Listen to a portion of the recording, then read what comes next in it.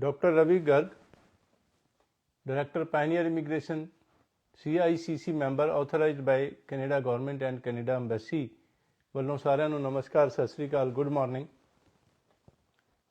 ਅੱਛੀ ਖਬਰ ਇਹ ਹੈਗੀ ਹੈ ਕਿ ਹੁਣ ਵੀ ਸਕਸੈਸ ਰੇਟ ਚੰਗਾ ਚੱਲਦਾ ਪਿਆ ਹੈਗਾ। ਮਈ 2009 ਦੇ ਵਿੱਚ ਕੈਨੇਡਾ ਨੇ SPP ਸ਼ੁਰੂ ਕਰਕੇ ਇੰਡੀਆ ਵਾਸਤੇ ਖਾਸ ਤੌਰ 'ਤੇ ਦਰਵਾਜ਼ੇ ਖੋਲ੍ਹੇ ਸੀਗੇ ਬੜੇ ਹਾਈ ਸਕਸੈਸ ਰੇਟ ਦੇ ਨਾਲ, ਔਰ ਉਸ ਤੋਂ ਬਾਅਦ 2018 ਦੇ ਵਿੱਚ SDS ਕੈਟੇਗਰੀ ਕਰ ਦਿੱਤੀ, ਕੁਝ ਹੋਰ ਕੰਟਰੀਜ਼ ਨੂੰ ਵੀ ਐਡ ਕਰ ਦਿੱਤਾ। ਲੇਕਿਨ ਕੋਈ ਵੀ ਕੰਟਰੀ ਜਦੋਂ ਦਰਵਾਜ਼ੇ ਖੋਲ੍ਹਦਾ ਹੈਗਾ ਅਤੇ 2-3 4 ਸਾਲ 5 ਸਾਲ ਖੋਲ੍ਹਦਾ ਹੈਗਾ, ਲੇਕਿਨ ਅੱਜ ਤਕਰੀਬਨ ਕੋਈ 13 ਸਾਲ ਟੱਪ ਗਏ ਨੇ ਔਰ ਕੈਨੇਡਾ ਦੇ ਦਰਵਾਜ਼ੇ ਖੁੱਲ੍ਹੇ ਨੇ। ਅੱਗੇ ਜਿਹੜੇ 3 ਈਅਰ ਦਾ ਪਲਾਨ ਕੈਨੇਡਾ ਗੌਰਮੈਂਟ ਨੇ ਅਨਾਊਂਸ ਕੀਤਾ ਸੀਗਾ ਰੀਸੈਂਟਲੀ, ਉਸ ਦੇ ਵਿੱਚ ਵੀ ਕਾਫੀ ਜ਼ਿਆਦਾ ਨੰਬਰ ਆਫ ਇਮੀਗਰੈਂਟਸ ਉਹਨਾਂ ਨੇ ਲੈਣੇ ਹੈਗੇ ਹੈ। ਔਰ ਇਹ ਉਮੀਦ ਹੈਗੀ ਹੈ ਕਿ ਸਟੱਡੀ ਵੀਜ਼ਾ ਇਹਨਾਂ ਦੀ main preference Canada government, Canada embassy ਦੀ, ਔਰ ਸਟੱਡੀ ਵੀਜ਼ਾ ਦੇ ਕਾਫੀ ਸਾਰੇ ਸਟੂਡੈਂਟਸ ਨੂੰ ਪੜ੍ਹਨ ਵਾਸਤੇ ਕੈਨੇਡਾ ਦੇ ਵਾਸਤੇ ਵੀਜ਼ੇ ਦਿੱਤੇ ਜਾਣਗੇ ਆਉਣ ਵਾਲੇ ਟਾਈਮ ਦੇ ਵਿੱਚ, ਇਹ ਉਮੀਦ ਹੈਗੀ ਹੈ।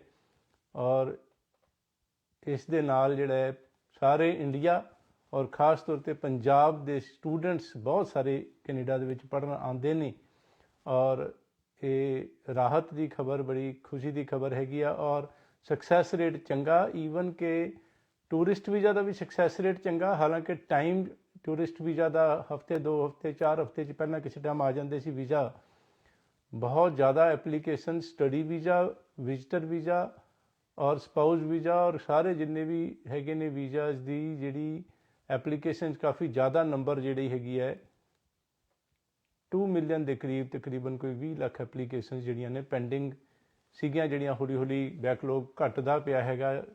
ਕੁਝ special efforts Canada government embassy ਨੇ ਕੀਤੇ ਹੈਗੇ ਹੈ। ਔਰ ਯੂਕਰੇਨ 'ਤੇ ਜਿਹੜਾ ਜਿਹੜੀ ਵਾਰ ਚੱਲਦੀ ਪਈ ਹੈਗੀ ਆ, ਉਸ ਦੇ ਵਿੱਚ ਯੂਕਰੇਨੀਅਨਸ ਨੂੰ, ਜਿਹੜੇ ਸਫਰਰਸ ਹੈਗੇ ਨੇ ਯੂਕਰੇਨੀਅਨਸ ਨੂੰ ਕੈਨੇਡਾ ਗੌਰਮੈਂਟ ਦੀ ਕਾਫੀ ਪ੍ਰੈਫਰੈਂਸ ਹੈਗੀ ਹੈ। ਪਹਿਲ ਦੇ ਆਧਾਰ 'ਤੇ ਉਹਨਾਂ ਨੂੰ ਕੈਨੇਡਾ ਦੇ ਵਿੱਚ ਸੈਟਲ ਕੀਤਾ ਜਾ ਰਿਹਾ ਰੈਫਿਊਜੀਜ਼ ਜਾਂ ਹੋਰ ਵਰਕ ਪਰਮਿਟ ਵਗੈਰਾ ਦੇ ਥਰੂ, ਅਤੇ ਉਸ ਦੇ ਵਿੱਚ ਵੀ ਜਿਹੜੇ ਐਮਬੈਸੀ ਆਫਿਸਰਸ ਨੇ ਕਾਫੀ ਬਿਜ਼ੀ ਚੱਲਦੇ ਪਏ ਨੇ। ਲੇਕਿਨ ਚੰਗੀ ਗੱਲ ਇਹ ਸਾਡੇ ਵਾਸਤੇ ਕਿ ਹਫ਼ਤੇ 10 ਦਿਨ 15 ਦਿਨ ਦੇ ਵਿੱਚ ਸਟੱਡੀ ਵੀਜ਼ਾ ਆ ਜਾਂਦਾ ਸੀਗਾ ਪਹਿਲਾਂ, ਲੇਕਿਨ ਹੁਣ ਵੀ 3 ਮਹੀਨੇ ਦਾ ਪ੍ਰੋਸੈਸਿੰਗ ਟਾਈਮ। ਚਲੋ ਮਨ ਨੂੰ ਇਹ ਸਬਰ ਹੈਗਾ ਕਿ 3 ਮਹੀਨੇ ਦੇ ਵਿੱਚ ਵੀ ਚਲੋ ਆ ਜਾਵੇ, ਤਾਂ ਚਲੋ ਇਹ ਨਾ ਹੋਵੇ ਕਿ ਇਸ ਤੋਂ ਵੀ ਵੱਧ ਜਾਵੇ। ਰੀਸੈਂਟਲੀ 4 ਮਹੀਨੇ ਤੱਕ ਚਲਾ ਗਿਆ ਸੀ, ਹੁਣ ਘੱਟ ਕੇ ਫਿਰ 3 ਮਹੀਨੇ 'ਤੇ ਆ ਗਿਆ ਹੈਗਾ। ਲੇਕਿਨ 3 ਮਹੀਨੇ ਤੋਂ ਬਾਅਦ 3 ਮਹੀਨੇ ਬਾਅਦ ਪਾਸਪੋਰਟ ਰਿਕੁਐਸਟ ਆਏਗੀ, ਜਿਨ੍ਹਾਂ ਦੀ ਅਪਰੂਵਲ ਆ ਜਾਂਦੀ ਹੈ, ਜਿਨ੍ਹਾਂ ਦਾ ਵੀਜ਼ਾ ਲੱਗਣ ਦੀ ਅਪਰੂਵਲ ਹੈਗੀ ਹੈ, ਔਰ ਉਸ ਤੋਂ ਬਾਅਦ ਪਾਸਪੋਰਟ ਭੇਜਾਂਗੇ। ਔਰ ਤਕਰੀਬਨ ਕੋਈ 3.5 4 ਮਹੀਨੇ ਦਾ ਪ੍ਰੋਸੈਸ ਹੁਣ ਵੀ ਹੈਗਾ। ਸੋ ਇਸ ਚੀਜ਼ ਨੂੰ ਦੇਖਦੇ ਹੋਏ ਸੈਪਟੰਬਰ ਇਨਟੇਕ ਵਾਸਤੇ ਅਸੀਂ ਹੁਣ ਨਹੀਂ ਅਪਲਾਈ ਕਰਾਂਗੇ, ਨਹੀਂ ਕਰਨਾ ਚਾਹੀਦਾ, ਕਿਉਂਕਿ ਫਿਰ ਪ੍ਰੋਬਲਮ ਕੀ ਅੱਗੇ ਜੇ ਵੀਜ਼ਾ ਨਾ ਆਇਆ, ਕਿਉਂਕਿ ਔਨਲਾਈਨ ਪਹਿਲਾਂ ਔਨਲਾਈਨ ਸਟੱਡੀਜ਼ ਅਲਾਊਡ ਸੀਗੀਆਂ, 31 ਅਗਸਤ ਤੱਕ ਅਲਾਊਡ ਹੈਗੀਆਂ ਨੇ।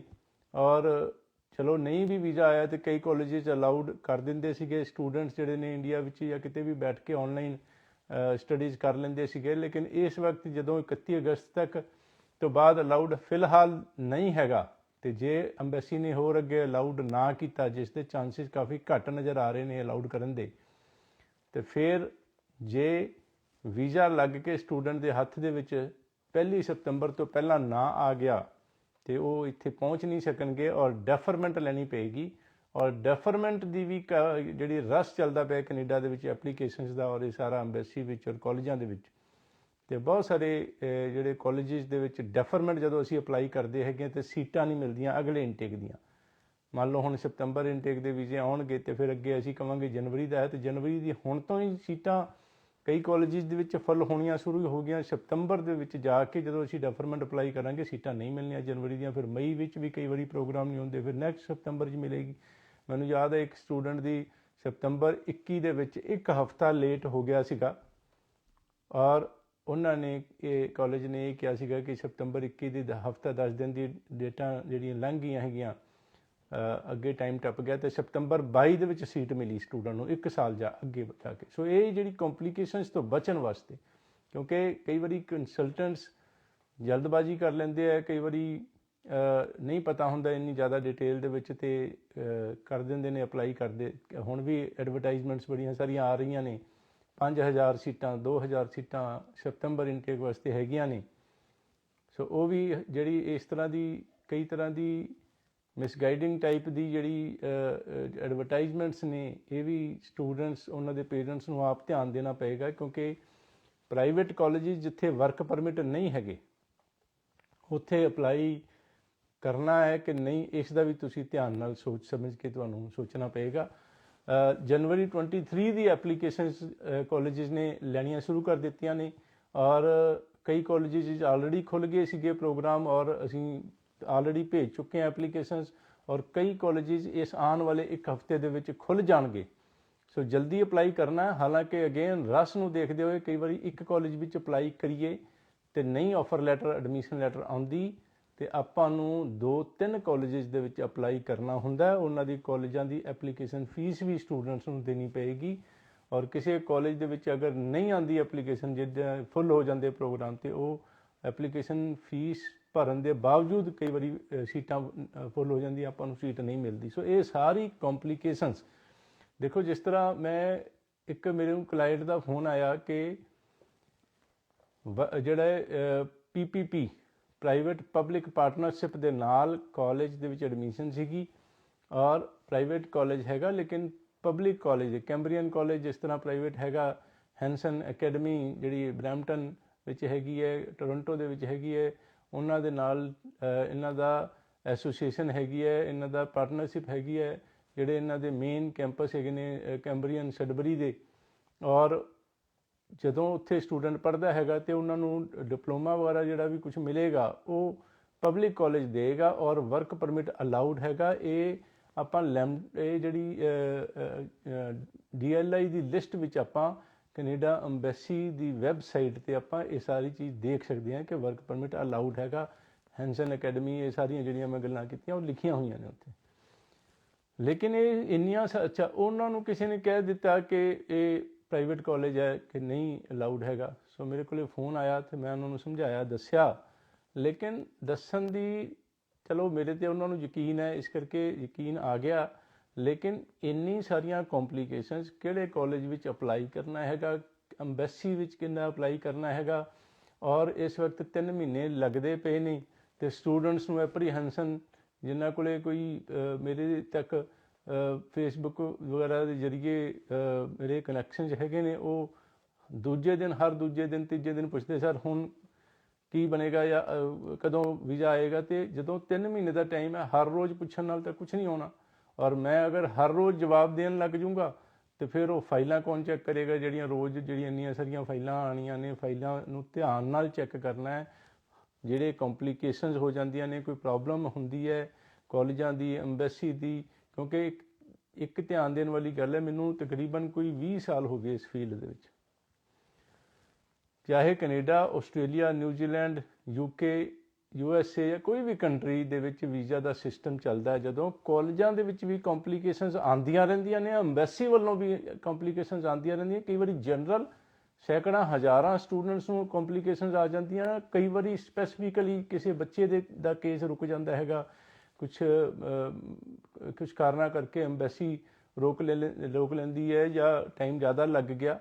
ਸੋ ਉਹਨਾਂ ਸਾਰੀਆਂ ਕੰਪਲੀਕੇਸ਼ਨਸ ਦਾ ਇਲਾਜ ਤਾਂ ਇਹੀ ਹੈਗਾ ਕਿ ਇੱਕ ਐਕਸਪਰਟ ਕੰਸਲਟੈਂਟ ਜਿਹੜਾ ਹੈਗਾ ਆਪਣੀ ਦੇਖ ਰੇਖ ਦੇ ਵਿੱਚ ਧਿਆਨ ਦੇ ਕੇ ਉਸ ਪ੍ਰੋਬਲਮਸ ਦੇ ਵਿੱਚੋਂ ਕੱਢ ਲਵੇ। ਲੇਕਿਨ ਇਹ ਕੰਪਲੀਕੇਸ਼ਨਸ ਆਉਂਦੀਆਂ ਰਹੀਆਂ ਨੇ, ਆਉਂਦੀਆਂ ਰਹਿਣਗੀਆਂ। ਇਹਦਾ ਤੇ ਫੇਥ ਕਰਨਾ ਪੈਣਾ, ਔਰ ਪਹਿਲਾਂ ਹੀ ਕੰਸਲਟੈਂਟ ਧਿਆਨ ਨਾਲ ਚੁਣਨਾ ਪੈਣਾ ਹੈਗਾ, ਕਿਉਂਕਿ ਕੰਸਲਟੈਂਟਸ ਵੀ ਉਹੀ ਕਿ ਮਿਸਗਾਈਡ ਕਰ ਦੇਵੇ, ਕਿ ਕੋਈ ਠੱਗੀ ਵਾਲਾ ਕੰਮ ਹੈ, ਗਲਤ ਝੂਠ ਫਰੇਬ ਹੈਗਾ, ਗਲਤ ਤਰੀਕੇ ਨਾਲ ਪੈਸੇ ਲੈ ਲਏ, ਬੜਾ ਕੁਛ ਗਲਤ, 100 ਇਹੋ ਜਿਹੇ ਤਰੀਕੇ ਨੇ ਗਲਤ ਮਲਤ ਕਰਨ ਦੇ। ਲੇਕਿਨ ਜਿਨ੍ਹਾਂ ਨੂੰ ਪਤਾ ਹੈ, ਜਿਹੜੀ ਮੇਰੀ ਗੱਲਾਂ TV ਇੰਟਰਵਿਊ, ਲਾਈਵ ਸੈਸ਼ਨਸ ਜਾਂ ਮੈਨੂੰ ਮਿਲ ਕੇ ਗੱਲਬਾਤ ਕਰਦੇ ਨੇ, ਉਹਨਾਂ ਨੂੰ ਪਤਾ ਰੱਬ ਦੇ ਬੰਦੇ ਬਣ ਕੇ ਔਰ ਰੱਬ ਨੂੰ ਹਾਜ਼ਰ ਨਾਜ਼ਰ ਮੰਨ ਕੇ, ਰੱਬ ਦੀ ਸਹੁੰ ਖਾ ਕੇ ਕੰਪਨੀ 2003 ਦੇ ਵਿੱਚ ਅਸੀਂ ਖੋਲ੍ਹੀ ਸੀਗੀ, ਔਰ ਬਿਲਕੁਲ honest, sincere, genuine, transparent services ਦਿੰਦੇ ਹੈਗੇ ਆ। ਬੱਚਿਆਂ ਦੇ ਫਿਊਚਰ ਦਾ ਸਵਾਲ ਹੈ, ਕੈਰੀਅਰ ਦਾ ਸਵਾਲ ਹੈ, ਗੱਲ ਜ਼ਿੰਮੇਵਾਰੀ ਸਮਝਣ ਦੀ ਹੈ। ਜਿਹੜਾ ਨਹੀਂ ਸਮਝੇਗਾ ਉਹਨੂੰ ਉਹ ਗਲਤ ਮਲਤ ਕਰੇਗਾ, ਕੁਛ ਵੀ ਕਰ ਦੇਗਾ। ਲੇਕਿਨ ਜਿਹੜਾ ਸਮਝੇਗਾ ਉਹਨਾਂ ਨੂੰ ਸਮਝਣ ਦੀ ਲੋੜ ਹੈ ਕਿ ਚਾਹੇ ਥੋੜ੍ਹੀ ਇਨਕਮ ਹੋਵੇ, ਥੋੜ੍ਹਾ ਪ੍ਰੋਫਿਟ ਹੋਵੇ, ਲੇਕਿਨ ਸਾਡਾ ਹੁਣ 20 ਸਾਲ ਦੀ ਰੈਪੂਟੇਸ਼ਨ ਦੇ ਨਾਲ ਇੰਨਾ ਬਲਕ ਦੇ ਵਿੱਚ ਇੰਨੇ ਜ਼ਿਆਦਾ ਸਟੂਡੈਂਟਸ ਔਰ ਕਲਾਇੰਟਸ ਸਾਨੂੰ ਗੱਲਬਾਤ ਕਰਦੇ ਨੇ, ਸਾਡੇ ਤੋਂ ਕੰਮ ਕਰਵਾਉਂਦੇ ਨੇ। ਉਹ ਬਲਕ ਵਾਲਾ ਕੰਮ ਜ਼ਿਆਦਾ, ਜਿਹੜਾ ਥੋੜ੍ਹਾ ਜੈਨੂਅਨ ਇਨਕਮ, ਲੇਕਿਨ ਜ਼ਿਆਦਾ ਸਟੂਡੈਂਟਸ ਹੋਣ ਕਰਕੇ ਚੰਗੀ ਇਨਕਮ ਹੁੰਦੀ ਹੈ। ਸੋ ਇਹ ਜਿਹੜਾ ਹੈਗਾ ਇਹ ਤੁਸੀਂ ਕੰਸਲਟੈਂਟ ਵੀ ਧਿਆਨ ਨਾਲ, ਲੇਕਿਨ ਇਹ ਰੋਜ਼ ਪੁੱਛਣ ਨਾਲ ਕਿ ਦਿੱਕਤ ਤਾਂ ਨਹੀਂ ਹੋ ਜਾਏਗੀ ਜਾਂ ਕੁਛ ਗਲਤ ਤਾਂ ਨਹੀਂ ਹੋ ਗਿਆ ਮੇਰੇ ਨਾਲ, ਕਿ ਕਾਲਜ ਕਿਹੜਾ ਹੈਗਾ, ਕੋਰਸ ਕਿਹੜਾ ਹੈਗਾ। ਇਹ ਇੰਨੀਆਂ ਸਾਰੀਆਂ ਗੱਲਾਂ ਨੇ ਕਿ ਜਦੋਂ ਐਕਸਪਰਟੀਜ਼ ਯੂਜ਼ ਕਰਦੇ ਹਾਂ, ਕਾਲਜ ਕਿਹੜਾ ਲੈਣਾ ਹੈਗਾ, ਕੋਰਸ ਕਿਹੜਾ ਲੈਣਾ ਹੈਗਾ, ਰੈਲੇਵੈਂਟ ਹੈਗਾ ਕਿ ਨਹੀਂ ਹੈਗਾ, ਗ੍ਰੈਜੂਏਟਸ ਨੂੰ ਪੋਸਟ ਗ੍ਰੈਜੂਏਟ ਪ੍ਰੋਗਰਾਮ ਹੀ ਦੇਣਾ, ਪੋਸਟ ਸੈਕੰਡਰੀ ਪ੍ਰੋਗਰਾਮ ਨਹੀਂ ਦੇਣਾ ਹੈਗਾ, ਔਰ ਕਈ ਪ੍ਰੋਵਿੰਸ ਵਿੱਚ PR ਸੌਖੀ ਹੈਗੀ ਹੈ, ਕਿੱਥੇ ਫੀਸ ਘੱਟ ਹੈਗੀ ਹੈ। ਇਹ ਸਾਰੀਆਂ ਜਿਹੜੀਆਂ ਗੱਲਾਂ ਅੱਗੇ ਫਿਰ ਅੰਬੈਸੀ ਦੇ ਵਿੱਚ ਕਿਹੜੇ ਡਾਕੂਮੈਂਟਸ ਜ਼ਰੂਰੀ ਨੇ ਜਿਹੜੇ ਲਾਣੇ, ਕਿਹੜੇ ਜ਼ਰੂਰੀ ਨਹੀਂ ਹੈਗੇ, ਔਰ ਇਹ ਸਾਰੀਆਂ ਇੰਨੀਆਂ ਸਾਰੀਆਂ ਚੀਜ਼ਾਂ ਹੈਗੀਆਂ ਨੇ ਅਗੇਨ ਕਿ 100 ਦੇ ਕਰੀਬ ਇਹੋ ਜਿਹੀਆਂ ਗੱਲਾਂ ਐਕਸਪਰਟਿਜ਼ ਦੇ ਪੁਆਇੰਟਸ ਹੋ ਜਾਣਗੇ ਕਿ ਇਹ ਲਾਈਵ ਸੈਸ਼ਨ ਦੇ ਵਿੱਚ ਵੀ ਨਹੀਂ ਕਰ ਸਕਦੇ, ਇੰਨਾ ਟਾਈਮ ਨਹੀਂ ਹੁੰਦਾ। ਲੇਕਿਨ ਇਹ ਫਿਰ ਐਕਸਪਰਟ, ਕੰਸਲਟੈਂਟ ਐਕਸਪਰਟ ਔਰ ਓਨੈਸਟ ਦੋ ਚੀਜ਼ਾਂ ਜ਼ਰੂਰੀ ਨੇ। ਟਰਾਂਸਪੇਰੈਂਸੀ ਵੀ ਜ਼ਰੂਰੀ ਹੈ, ਕਲਾਇੰਟਸ ਨੂੰ ਪਤਾ ਹੋਣਾ ਚਾਹੀਦਾ ਕਿਹੜਾ ਡਾਕੂਮੈਂਟ ਲੱਗਿਆ, ਕਿਹੜਾ ਨਹੀਂ ਲੱਗਿਆ, ਫਾਰਮਾਂ ਵਿੱਚ ਕੀ ਭਰਿਆ। ਅਸੀਂ ਸਾਹਮਣੇ ਬੈਠ ਕੇ ਫਾਈਲ ਬਣਾਉਂਦੇ ਹੈਗੇ ਆ, ਉਹ ਆਪ ਸਾਈਨ ਕਰਦੇ ਹੈਗੇ ਆ, ਉਹਦੀ ਕਾਪੀ ਆਪ ਲੈਂਦੇ ਹੈਗੇ ਆ। ਇਹ ਸਾਰੀਆਂ ਜਿਹੜੀਆਂ ਚੀਜ਼ਾਂ ਇਹ ਇੱਕ ਚੰਗੇ ਕੰਸਲਟੈਂਟ ਦਾ ਕੰਮ ਹੈਗਾ। ਔਰ ਫੇਥ ਵੀ ਫਿਰ ਜਦੋਂ ਕੋਈ ਕੰਸਲਟੈਂਟ ਚੁਣ ਲਿਆ ਉਸ ਤੋਂ ਬਾਅਦ ਕੰਪਲੀਕੇਸ਼ਨਸ ਵੀ ਆਉਂਦੀਆਂ ਨੇ, ਪ੍ਰੋਬਲਮਸ ਵੀ ਆਉਂਦੀਆਂ ਨੇ ਕਈ ਵਾਰੀ, ਔਰ ਉਹਨਾਂ ਚੀਜ਼ਾਂ ਨੂੰ ਕੰਸਲਟੈਂਟ ਨੂੰ ਟਾਈਮ ਵੀ ਦੇਣਾ ਪੈਂਦਾ ਹੈਂਡਲ ਕਰਨ ਵਾਸਤੇ। ਟੇਕ ਇਟ ਈਜ਼ੀ ਕਰਕੇ ਉਸ ਨੂੰ ਮੌਕਾ ਵੀ ਆਪਾਂ ਨੂੰ ਦੇਣਾ ਪੈਂਦਾ ਹੈਗਾ, ਟਾਈਮ ਵੀ ਆਪਾਂ ਨੂੰ ਵੇਟ ਵੀ ਕਰਨੀ ਪੈਂਦੀ ਹੈਗੀ ਹੈ। ਕਈ ਵਾਰੀ ਕੋਈ ਕੰਸਲਟੈਂਟ, ਕਈ ਵਾਰੀ ਕੋਈ ਕਲਾਇੰਟ ਕਿਸੇ ਕੰਸਲਟੈਂਟ ਦੇ ਨਾਲ ਗੱਲਬਾਤ ਕਿਸੇ ਤੋਂ ਕਰ ਲਈ। ਉੱਥੇ ਅੱਜ ਵੀ ਮੈਨੂੰ ਇੱਕ ਫੋਨ ਆਇਆ ਕਿ ਕਿਸੇ ਕੰਸਲਟੈਂਟ ਕੋਲੋਂ ਕੋਈ ਕੰਮ ਕਰਾਇਆ, ਉਹਨੇ ਲੱਖਾਂ ਰੁਪਏ ਦਿੱਤੇ, ਕਹਿੰਦੇ ਕੰਸਲਟੈਂਟ ਇਹ ਕਹਿ ਰਿਹਾ ਹੈਗਾ, ਉਹ ਕਹਿ ਰਿਹਾ ਹੈਗਾ, ਇੱਦਾਂ ਹੈਗਾ। ਅਤੇ ਹੁਣ ਮੁੱਖ ਦੀ ਗੱਲ ਇਹ ਹੈਗੀ ਕਿ ਕੰਸਲਟੈਂਟ ਜਿਹੜਾ ਕੰਮ ਕਰਦਾ ਪਿਆ ਹੈਗਾ ਉਸੇ ਨੂੰ ਪਤਾ ਹੁਣ ਕੀ ਸਟੇਜ ਹੈ ਕੰਮ ਦੀ, ਕੀ ਚੱਲਦਾ ਪਿਆ ਹੈਗਾ। ਔਰ ਬੜੀ ਸਾਰੀਆਂ, ਕਿਉਂਕਿ ਜਦੋਂ ਆਫਰ ਲੈਟਰ ਅਪਲਾਈ ਕੀਤੀ ਹੈਗੀ ਹੈ ਫਿਰ ਉਹ ਕਾਲਜ ਟਾਈਮ ਲਾ ਦਿੰਦੇ ਹੈਗੇ ਆ। ਜਿਸ ਤਰ੍ਹਾਂ ਮੈਂ ਕਿਹਾ 1-2-3 ਕਾਲਜਾਂ 'ਚ ਅਪਲਾਈ ਕਰਨਾ ਹੈਗਾ। ਸੋ ਫੇਥ ਵੀ ਰੱਖਣਾ ਪੈਂਦਾ, ਲੇਕਿਨ ਚੂਜ਼ ਯੂਅਰ ਕੰਸਲਟੈਂਟ ਕੇਅਰਫੁਲੀ। ਔਰ ਇੰਡੀਆ ਵਿੱਚ ਜਲਦੀ ਮੈਂ ਹੁਣ ਪਹੁੰਚ ਜਾਣਾ ਹੈਗਾ। ਕੈਨੇਡਾ ਦੇ ਵਿੱਚ ਸੀਗੇ ਲਾਸਟ ਵੀਕ, ਲਾਈਵ ਸੈਸ਼ਨ ਵੀ ਨਹੀਂ ਕੀਤਾ ਕਿਉਂਕਿ ਮੈਂ ਟਰੈਵਲਿੰਗ ਵਿੱਚ ਸੀਗਾ, ਅਲੱਗ-ਅਲੱਗ ਸਿਟੀਜ਼ ਦੇ ਵਿੱਚ ਅਲੱਗ-ਅਲੱਗ ਕਾਲਜਿਸ ਨਾਲ ਮੀਟਿੰਗ ਸੀਗੀਆਂ, ਮੇਰੀ ਅੰਬੈਸੀ ਨਾਲ ਮੀਟਿੰਗ ਸੀਗੀਆਂ।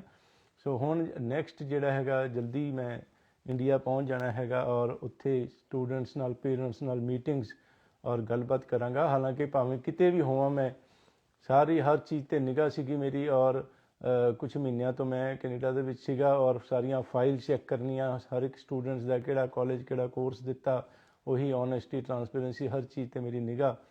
ਔਰ ਲੇਕਿਨ ਅੱਛੀ ਖਬਰ ਇਹ ਕਿ ਸਕਸੈਸ ਰੇਟ ਚੰਗਾ ਚੱਲਦਾ ਪਿਆ ਹੈਗਾ, ਟੂਰਿਸਟ ਵੀਜ਼ਾ ਦਾ ਵੀ, ਸਪਾਊਸ ਵੀਜ਼ਾ ਦਾ ਵੀ। ਲੇਕਿਨ ਟੂਰਿਸਟ ਵੀਜ਼ਾ ਦੇ ਤਕਰੀਬਨ ਕੋਈ 4-5-6 ਮਹੀਨੇ ਇਸ ਤਰ੍ਹਾਂ ਥੋੜ੍ਹਾ ਲੰਬਾ ਟਾਈਮ ਚੱਲਦਾ ਪਿਆ ਹੈਗਾ। ਔਰ ਸਪਾਊਸ ਵੀਜ਼ਾ ਦੇ ਵੀ ਸਕਸੈਸ ਰੇਟ ਇਸ ਟਾਈਮ ਚੱਲਦੇ ਪਏ ਹੈਗੇ ਚੰਗੇ। ਲੇਕਿਨ ਇਸ ਗੱਲ ਦਾ ਧਿਆਨ ਰੱਖਣਾ ਕਿ ਜਿਹੜੀ ਤੁਹਾਡੀ ਕੋਈ ਵੀ ਕਿਆ ਵੀਜ਼ਾ ਅਪਲਾਈ ਕੀਤਾ ਹੈਗਾ ਉਸ ਟਾਈਮ ਜੋ ਸਿਚੁਏਸ਼ਨ ਹੈਗੀ ਆ, ਉਸਨੂੰ ਜੋਬ ਚੇਂਜ ਕਰਨੀ ਹੈ, ਕੁਛ ਵੀ ਚੇਂਜ ਕਰਨਾ ਹੈਗਾ, ਉਹ ਸਾਨੂੰ ਕੌਨਫੀਡੈਂਸ ਲੈ ਕੇ, ਮਤਲਬ ਕਿ ਸਾਨੂੰ ਦੱਸ ਕੇ ਕੀਤਾ ਜਾਵੇ ਔਰ ਕਰਨਾ ਚਾਹੀਦਾ, ਨਹੀਂ ਕਰਨਾ ਚਾਹੀਦਾ ਇਹ। ਔਰ ਅਗਰ ਕੁਛ ਕਰਦੇ ਆ, ਮੰਨ ਲਓ ਮੈਰਿਜ ਹੁੰਦੀ ਹੈ ਜਾਂ ਕੁਛ ਹੋਰ, ਮੈਰਿਟਲ ਸਟੇਟਸ ਚੇਂਜ ਹੁੰਦਾ ਹੈ, ਕੁਛ ਹੋਰ ਚੇਂਜ ਹੁੰਦਾ ਹੈ, ਕੰਟੈਕਟ ਨੰਬਰ ਚੇਂਜ ਹੁੰਦਾ ਹੈ, ਉਹ ਆਪਾਂ ਨੂੰ ਅੰਬੈਸੀ ਨੂੰ ਅਪਡੇਟ ਕਰਨਾ ਹੁੰਦਾ ਹੈਗਾ। ਅੰਬੈਸੀ ਦੀ ਹਦਾਇਤਾਂ ਹੈਗੀਆਂ ਨੇ। ਸੋ 5.5 ਦੇ ਨਾਲ ਜਿਹੜਾ ਹੈਗਾ ਹਾਲੇ ਵੀ ਕੋਈ ਵੀਜ਼ਾ ਨਹੀਂ ਆ ਰਿਹਾ। ਅਤੇ 5.5 ਅਗਰ ਕਿਸੇ ਦੇ ਹੈਗੇ ਨੇ ਅਤੇ ਉਹ ਅਗਰ ਸਪੀਕਿੰਗ ਅਤੇ ਰਾਈਟਿੰਗ ਦੇ ਵਿੱਚ ਹੈਗੇ ਨੇ, ਰੀਸੈਂਟਲੀ ਰਿਜ਼ਲਟ ਆਇਆ ਹੈਗਾ, ਉਸਨੂੰ ਰੀਵੈਲਿਊਸ਼ਨ ਜਿਹੜੀ ਹੈ, ਰੀਚੈਕਿੰਗ ਵਾਸਤੇ ਅਪਲਾਈ ਕਰ ਦੇਣਾ ਚਾਹੀਦਾ ਹੈਗਾ ਜਾਂ ਦੁਬਾਰਾ ਟੈਸਟ ਦੇਣਾ ਚਾਹੀਦਾ ਹੈਗਾ।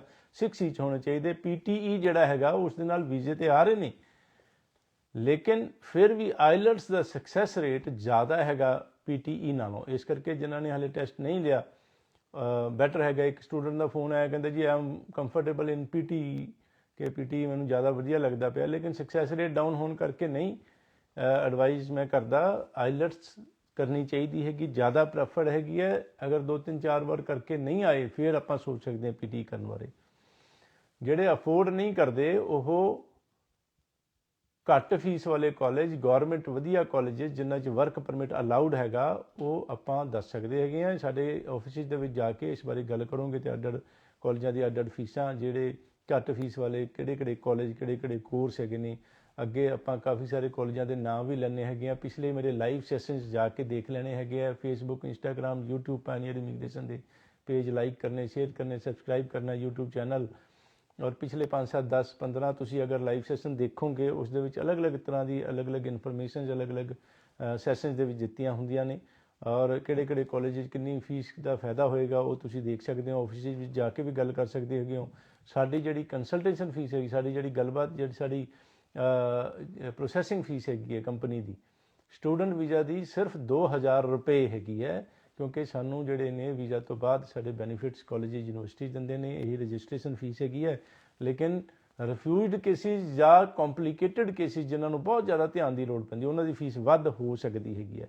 ਰਿਫਿਊਜ਼ਲ ਅਗਰ ਹੋ ਜਾਏ ਤਾਂ ਉਹਦੇ 'ਚ ਘਬਰਾਉਣ ਦੀ ਲੋੜ ਨਹੀਂ ਹੈਗੀ। ਆਪਾਂ ਦੁਬਾਰਾ ਅਪਲਾਈ ਕਰਕੇ ਬਹੁਤ ਸਾਰੇ ਵੀਜ਼ਾ ਇਹੋ ਜਿਹੇ ਲੈ ਲੈਂਦੇ ਹੈਗੇ ਆ ਜਿਹੜੇ ਰਿਫਿਊਜ਼ ਹੁੰਦੇ ਨੇ, 2-4-5 ਵਾਰ ਵੀ ਰਿਫਿਊਜ਼ ਹੁੰਦੇ ਨੇ, ਫਿਰ ਵੀ ਅਸੀਂ ਅਪਲਾਈ ਕਰਕੇ ਲੈ ਲੈਂਦੇ। ਲੇਕਿਨ ਡਿਪੈਂਡ ਇਹ ਕਰਦਾ ਹੈ ਕਿ ਤੁਹਾਡੇ ਕੇਸ ਕਿੰਨਾ ਸਟਰੋਂਗ ਹੈਗਾ, ਪਰਸੈਂਟੇਜ ਕਿੰਨੀ ਹੈਗੀ ਹੈ, ਤੁਹਾਡੇ ਬੈਂਡਸ ਕਿੰਨੇ ਹੈਗੇ ਨੇ, ਔਰ ਗੈਪ ਕਿੰਨਾ ਹੈਗਾ। ਮੈਨੀ ਥਿੰਗਸ ਉਹ ਅਸੀਂ ਕੰਸੀਡਰ ਕਰਾਂਗੇ। ਤੁਸੀਂ ਸਾਡੇ ਆਫਿਸ 'ਚ ਜਾ ਕੇ ਗੱਲਬਾਤ ਕਰ ਸਕਦੇ ਹੋ, ਡਿਸਕਸ ਕਰ ਸਕਦੇ ਹੋ। ਔਰ ਇੱਕ ਧਿਆਨ ਦੇਣਾ ਹੈਗਾ ਕਿ ਸਾਡੇ ਕੋਲ ਅਕਸਰ ਹੀ ਆ ਜਾਂਦੇ ਟੂਰਿਸਟ ਵੀਜ਼ਾ, ਸਪਾਊਸ ਦਾ ਵੀਜ਼ਾ ਲੈਣ ਵਾਸਤੇ, ਔਰ ਰੀਸੈਂਟ ਫੰਡ ਹੁੰਦੇ ਨੇ। ਲੇਕਿਨ 6 ਮਹੀਨੇ ਪੁਰਾਣੇ ਫੰਡ ਦੀ ਲੋੜ ਹੁੰਦੀ ਹੈ। ਜੇ ਆਪਾਂ ਰੀਸੈਂਟ ਫੰਡ ਦਿਖਾਵਾਂਗੇ 2 ਮਹੀਨੇ, 4-3 ਮਹੀਨੇ ਪੁਰਾਣੇ, ਤੇ ਕੋਈ ਚੰਗਾ ਵੀਜ਼ਾ ਅਫਸਰ ਦੇ ਦੇਗਾ, ਨਹੀਂ ਤਾਂ ਰਿਫਿਊਜ਼ਲ ਦੇ ਵੀ ਚਾਂਸ ਹੋਣਗੇ ਔਰ ਰਿਸਕ ਹੋਏਗਾ। ਸੋ ਬੈਟਰ ਹੈਗਾ ਕਿ ਆਪਣੇ ਜਿਹੜੇ ਫੰਡ, ਜਦੋਂ ਤੁਸੀਂ ਸੋਚਿਆ ਕਿ ਮੈਂ ਵਿਜ਼ਟਰ ਵੀਜ਼ਾ ਲਵਾਉਣਾ ਹੈ, ਟੂਰਿਸਟ ਵੀਜ਼ਾ ਲਵਾਉਣਾ ਹੈ, ਜਾਂ ਸਪਾਊਸ ਵੀਜ਼ਾ ਲਗਵਾਉਣਾ ਹੈਗਾ, ਜਾਂ super visa parents grandparents ਵਾਸਤੇ ਹੈਗੇ ਹੈ, ਉਹਨਾਂ ਨੇ ਜਦੋਂ ਸੋਚ ਲਿਆ, ਨਾਲ ਦੇ ਨਾਲ ਹੀ ਬੈਂਕਸ ਦੇ ਵਿੱਚ ਆਪਣੀ ਜਿਹੜੀ ਕੋਈ ਤੁਹਾਡੀ ਸੈਲਰੀ ਆ ਰਹੀ ਹੈ ਉਹਨੂੰ ਨਾ ਕਢਵਾਓ, ਪਈ ਰਹਿਣ ਦਿਓ, ਥੋੜ੍ਹੀ ਜਿਹੀ ਕਢਵਾ ਲਓ ਖਰਚੇ ਵਾਸਤੇ। ਔਰ ਦੂਸਰਾ ਜਿਹੜਾ ਹੌਲੀ ਕਰਕੇ ਤੁਹਾਡੀ ਜਿਹੜੀ ਇਨਕਮ ਹੈਗੀ ਉਸ ਨੂੰ ਬੈਂਕ ਅਕਾਊਂਟ ਦੇ ਵਿੱਚ ਪਾ ਲਓ ਤਾਂ ਕਿ ਉਹ ਐਕੂਮੂਲੇਟ ਹੋ ਜਾਏ ਔਰ ਪੁਰਾਣੇ ਫੰਡਸ ਹੋ ਜਾਣ, ਤਾਂ ਕਿ ਫਿਰ 4-6 ਮਹੀਨੇ ਜਦੋਂ ਪੁਰਾਣੇ ਹੋ ਜਾਣਗੇ ਉਦੋਂ ਆਪਾਂ ਫਾਈਲ ਲਾਈਏ, ਤਾਂ ਕਿ ਆਪਣੇ ਜ਼ਿਆਦਾ ਜਿਹੜੇ ਹੈਗੇ ਨੇ ਚਾਂਸਿਸ ਹੋਣ ਵੀਜ਼ਾ ਦੇ। ਕੁਐਸਚਨ ਆਇਆ ਸੀ ਮੇਰੇ ਕੋਲ, ਕਿੰਨੇ ਫੰਡਸ ਚਾਹੀਦੇ ਨੇ। ਹੁਣ ਜਿਹੜੇ ਬੱਚੇ ਕਰਦੇ ਪਏ ਨੇ, ਰੀਸੈਂਟਲੀ ਹੁਣ ਐਗਜ਼ਾਮ ਚੱਲਦੇ ਪਏ ਨੇ ਅਤੇ ਸੋਚ ਵਿਚਾਰ ਚੱਲਦਾ ਪਿਆ ਬਾਹਰ ਜਾਣ ਵਾਸਤੇ, ਅਤੇ ਕੈਨੇਡਾ ਵਾਸਤੇ ਤਕਰੀਬਨ ਕੋਈ 15 ਤੋਂ 18 ਲੱਖ ਚਾਹੀਦੇ ਨੇ ਤੁਹਾਡੇ ਕੋਲ ਬੈਂਕ ਦੇ ਵਿੱਚ ਫੰਡਸ ਚਾਹੀਦੇ ਨੇ। ਚੰਗੀ ਗੱਲ ਇਹ ਕਿ ਪੁਰਾਣੇ ਕਿੰਨੇ ਨੇ ਫੰਡਸ, ਇਸ ਗੱਲ ਦਾ ਮਤਲਬ ਨਹੀਂ ਹੈ। ਸਟੱਡੀ ਵੀਜ਼ਾ ਦੀ ਗੱਲ ਕਰ ਰਹੇ ਹਾਂ, ਉਹ ਪੁਰਾਣੇ ਫੰਡਸ ਦੀ ਲੋੜ ਨਹੀਂ ਹੈ। ਕਿੱਥੋਂ ਆਏ, ਸੋਰਸ ਆਫ ਫੰਡ ਕੀ ਹੈ, ਇਨਕਮ ਕਿੱਥੋਂ ਆਈ, ਇਸ ਚੀਜ਼ ਦਾ ਮਤਲਬ ਇਹ ਜਿਹੜੇ 15 ਤੋਂ 18 ਲੱਖ ਚਾਹੀਦੇ ਨੇ ਇਹ ਕਿੱਥੋਂ ਆਏ, ਇਹ ਔਰ ਕਿੰਨੇ ਪੁਰਾਣੇ ਹੈ, ਇਸ ਚੀਜ਼ ਦਾ ਕੋਈ ਮਤਲਬ ਨਹੀਂ ਹੈ। ਬੈਂਕ ਦੇ ਵਿੱਚ ਹੋਣੇ ਚਾਹੀਦੇ, ਕਿਉਂਕਿ ਆਪਾਂ 1 ਸਾਲ ਦੀ ਫੀਸ ਕਾਲਜ ਯੂਨੀਵਰਸਿਟੀ ਨੂੰ ਭਰਨੀ ਹੈਗੀ ਹੈ ਤਕਰੀਬਨ ਕੋਈ 8 ਤੋਂ 10 ਲੱਖ ਦੇ ਵਿੱਚ, 7 ਤੋਂ 10 ਲੱਖ ਦੇ ਵਿੱਚ, ਔਰ 10,000 ਕੈਨੇਡੀਅਨ ਡਾਲਰ GIC ਦੇ ਭਰਨੇ ਹੈਗੇ ਆ, ਗਰੰਟਿਡ ਇਨਵੈਸਟਮੈਂਟ ਸਰਟੀਫਿਕੇਟ ਵਾਸਤੇ। GIC FD ਫਿਕਸ ਡਿਪੋਜ਼ਿਟ ਕਰਵਾਉਣਾ ਕੈਨੇਡੀਅਨ ਬੈਂਕ, ਜਿਹੜਾ ਇੱਥੇ ਆ ਕੇ ਸਟੂਡੈਂਟ ਨੂੰ ਹੌਲੀ 1 ਸਾਲ ਦੇ ਅੰਦਰ ਸਾਰੇ ਦਾ ਸਾਰਾ ਪੈਸਾ ਵਾਪਸ ਹੋ ਜਾਣਾ ਹੈ। ਸੋ ਇਹ ਸਾਰੀਆਂ ਜਿਹੜੀ ਗੱਲਾਂ ਬਾਤਾਂ ਅਸੀਂ ਸ਼ੇਅਰ ਕਰਦੇ ਰਹਿੰਦੇ ਹਾਂ ਹਰ ਸੈਟਰਡੇ ਸਵੇਰੇ, ਜਿਹੜਾ 9:30 AM ਇੰਡੀਆ ਦੇ, ਅਤੇ ਅਗਲੇ ਸ਼ਨੀਵਾਰ ਦੁਬਾਰਾ ਗੱਲਬਾਤ ਕਰਾਂਗੇ ਹੋਰ ਪੁਆਇੰਟਸ ਨੂੰ ਲੈ ਕੇ, ਨਵੀਂ ਅਪਡੇਟਸ, ਨਵੀਂ ਡਿਸਕਸ਼ਨਸ।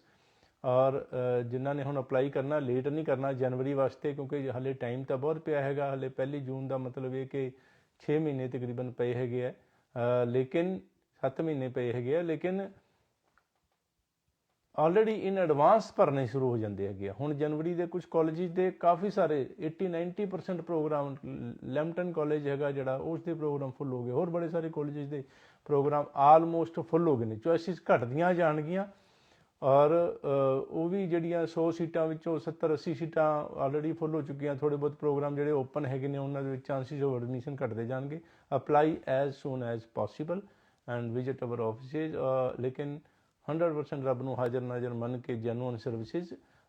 ਬੜੇ ਸਾਰੇ ਕਲਾਇੰਟਸ ਆਉਂਦੇ ਨੇ ਜੀ, ਉਹ ਇਹ ਕਹਿ ਰਹੇ ਜੀ ਮੈਂ ਹਫ਼ਤੇ 'ਚ ਆਫਰ ਲੈਟਰ ਲੈ ਦੂੰਗਾ, 2 ਦਿਨ 'ਚ ਲੈ ਦਾਂਗੇ, ਆਹ ਕਰ ਦਾਂਗੇ, 5 ਦਿਨ 'ਚ ਵੀਜ਼ਾ ਲੈ ਦਾਂਗੇ। ਬੜੀ ਸਾਰੀ ਮਿਸਗਾਈਡੈਂਸ ਹੁੰਦੀ ਹੈਗੀ ਹੈ। ਅਸੀਂ ਕੋਈ ਮਿਸਗਾਈਡੈਂਸ ਨਹੀਂ ਦਿੰਦੇ, ਸਾਫ ਸੁਥਰਾ ਸਿੱਧਾ ਰੱਬ ਨੂੰ ਹਾਜ਼ਰ ਨਾਜ਼ਰ ਮੰਨ ਕੇ ਕੰਮ, ਲੇਕਿਨ ਸਾਰਾ ਕੰਮ ਵਧੀਆ ਹੁੰਦਾ ਹੈਗਾ ਐਕਸਪਰਟ ਤਰੀਕੇ ਨਾਲ, ਸਮਝਦਾਰੀ ਨਾਲ, ਓਨੈਸਟੀ ਦੀ 100% ਗਰੰਟੀ। ਸੋ ਬਹੁਤ ਬਹੁਤ ਧੰਨਵਾਦ ਜੁੜਨ ਵਾਸਤੇ। ਸਤਿ ਸ੍ਰੀ ਅਕਾਲ। ਇੰਡੀਆ ਦੇ ਵਿੱਚ ਛੇਤੀ ਜਿਹੜੇ ਇੰਡੀਆ 'ਚ ਮਿਲਣਾ ਚਾਹੁੰਦੇ ਨੇ ਉਹਨਾਂ ਨੂੰ ਮਿਲਾਂਗੇ, ਔਰ ਅਗਲੇ ਸ਼ਨੀਵਾਰ ਸਵੇਰੇ 9:30 ਵਜੇ ਫਿਰ ਗੱਲਬਾਤ ਕਰਾਂਗੇ। ਸ਼ੁਕਰੀਆ, ਧੰਨਵਾਦ।